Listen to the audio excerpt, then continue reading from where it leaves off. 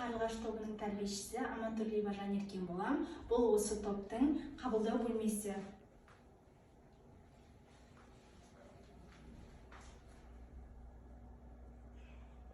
Бұл біздің күнделікті ұйымдастырылған оқу қызметіне арналған бұрышымыз.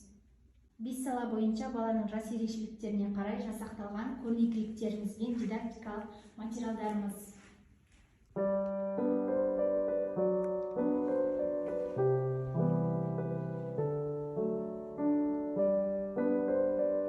Бұл бізде қазақ бұрышы.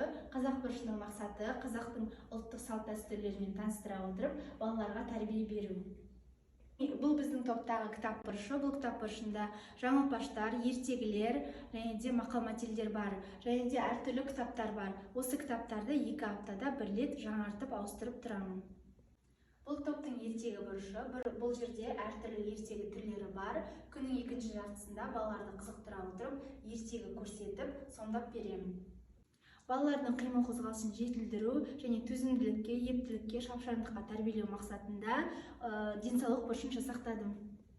Бұл ойын бұрышы. Ойын бұрышы балалардың балабақшаға келуге, жақсы көңіл-күймен келуіне арнайы жасақталған. Және де бұл ойын бұрышында балалардың жас ерекшеліктеріне байланысты әртүрлі ойын түрлері бар.